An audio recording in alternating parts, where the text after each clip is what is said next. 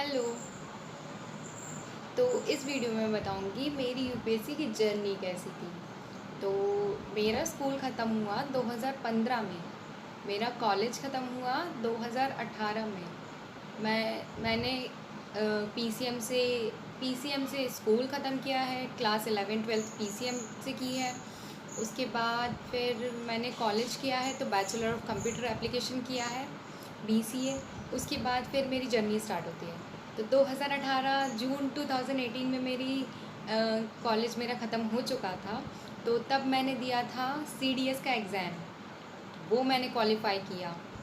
उसके बाद मेरा एसएसबी होना था, पापा ने जाने नहीं दिया। पहली बच्ची है, आर्मी में जाएगी, परमानेंट सर्विस कमीशन, ये वो, नहीं जाने दिया। अब मैंने सोचा अब करा क्या जाए। उसके बाद 2019 में मैंने सोचा अब ये नहीं तो यही सही। तो यूपीएससी सीएसई में आई मैं। तो मैंने बुक्स कलेक्ट की और फिर उसके बाद मैंने बुक्स कलेक्ट की, फिर मैंने पढ़ाई की स्टार्ट, नोट्स बनाए। एनसीईआरटी तो हमारा बेस था ही क्योंकि हम केवी से पढ़े हुए हैं। फिर मैंने मैग्नेट ब्रेन से एनसीईआरटी को पढ़ाई की शुरू से, 6 से लेके 12 तक, 10th तक की। 11 12 की तो नहीं पढ़नी होती है, 10th तक की पढ़नी होती है, सोशल साइंस की बुक। तो मुझे पूरा बचपन याद आ गया, मैंने कैसे कैसे पढ़ाई की थी। तो फिर वही सब अर्थ ऐसी थी। मेरे एक सर थे, उनको कैंसर हो गया था। वो बहुत चाहते थे बच्चों को, बहुत अच्छी एसएसटी पढ़ाते थे। तो वो सब किया। फिर उसके बाद मैंने बाकी बुक्स लेना स्टार्ट की। मेरे पास मुझे पॉकेट मनी मिलती थी तो मैं खर्च तो करती नहीं थी। ज़्यादा कपड़ों का मुझे शौक़ नहीं था क्योंकि मैं यूपीएससी वाली बन चुकी थी। तो पैसा कहाँ क्या खर्च करना है मुझे समझ आ चुका था, तो मैं ज़्यादा पैसे बर्बाद नहीं करती थी। अपना पैसा कोई देता था, माँ पापा पॉकेट मनी देते थे, मैं जोड़ लेती थी, उससे ख़रीदती थी मैं किताबें, और किताबें ख़रीदती थी। फिर मैं पढ़ाई करती थी। फिर मैंने बाकी सारा ऑप्शनल देखा, फिर उसका सिलेबस देखा, सब कुछ देखा, फिर सब कुछ देखा। मुझे करीब 3 4 महीने लग गए पूरा सब कुछ सेटअप करने में। उसके बाद मैंने पढ़ाई स्टार्ट की। तो 20 में फिर आ गया कोविड। 19 में मेरी पढ़ाई अच्छी चली, मैंने काफ़ी कुछ पढ़ लिया। मैं आंसर राइटिंग का इतना कुछ नहीं था, मुझे आता नहीं था समझ। मैंने पीवाईक्यूज़ निकाले, फिर मैंने देखा कैसे क्या आंसर लिखा जाता है।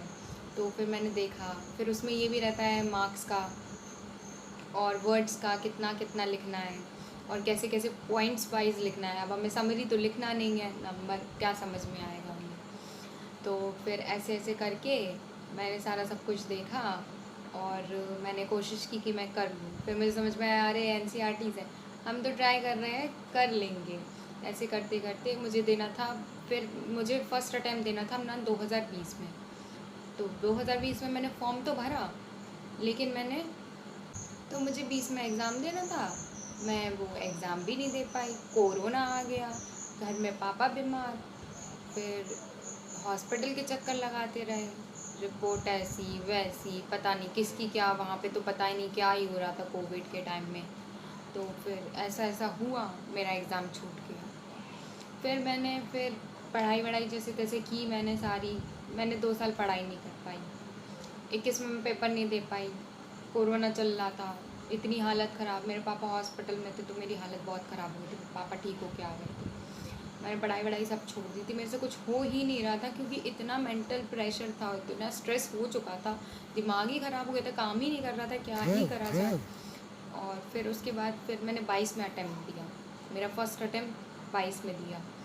22 में दिया तो मेरा जीएस निकला, सी सेट रुका। कितने नंबर से? 0.68 मार्क्स से, 86 मार्क्स से, ऐसा समथिंग इतना था, ध्यान नहीं आ रहा मुझे। इतना सी सेट रुका मेरा। उसके बाद फिर मेरा 23 में दिया मैंने। 23 में दिया तो 23 में मेरा सी सेट क्लियर हो गया, मेरा जीएस रुक गया। जीएस रुका मेरा 2 नंबर से। फिर उसके बाद फिर मैंने 23 में दिया, फिर मैंने 24 में दिया। तो 24 में क्या हुआ, 24 में मेरा अगेन सी सेट रुक गया। फिर उसके बाद 25 में देना था, मैं बीमार हो गई, पेपर ही नहीं दे पाई। सोचा एक हफ्ते में ठीक हो जाऊंगी, इतना हाई फीवर हो चुका था मुझे और फिर मैं ठीक नहीं हो पाई। मैंने सोचा एग्ज़ाम वाले दिन तक तो मैं थोड़ी इतनी तो ठीक हो जाऊँ, फीवर भले ही है मुझे, इतनी ठीक हो जाऊँ कि मैं एग्ज़ाम एटलीस्ट लिख सकूँ।